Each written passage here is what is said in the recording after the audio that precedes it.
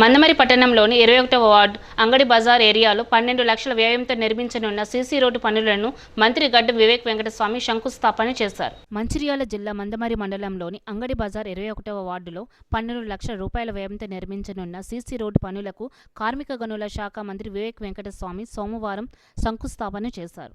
ఈ సందర్భంగా ఆయన మాట్లాడుతూ అన్ని గ్రామాల అభివృద్ధికి కాంగ్రెస్ ప్రభుత్వం కృషి చేస్తుందని తెలిపారు.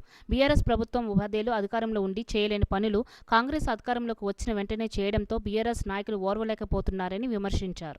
ఈ కార్యక్రమంలో municipal commissioner Tungapindi Rayalingu, Congress party నాయకులు, కార్యకర్తలు పాల్గొన్నారు.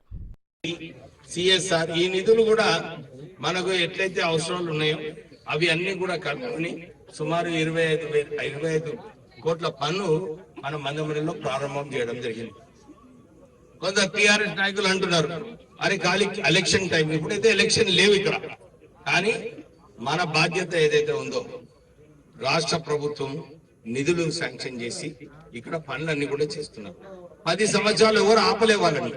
అక్కడ పని చేయమని చెప్పి మన వార్డులలో రోడ్లు, సీసీ డ్రైన్లు వేపిమని చెప్పి ఎవరు ఆపలేవాళ్ళు. కానీ వారికి దీని మీద ప్రజల సమస్యలు మనం పూర్తిగా చేయాలి. ప్రజల సమస్యలు ఏమున్నాయి, మన రోడ్లు చక్కగా చేసుకోవాలని లేదు. కానీ ఏదో పెద్ద వెజిటబుల్ మార్కెట్, అక్కడ ఎవరు పని చేయకుండా అక్కడ ఎక్కడున్నా ఎంత దూరం పోవాలి వెజిటబుల్ మార్కెట్, ఎంత దూరం అని చెప్పండి, పోతారా ఎవరన్నా?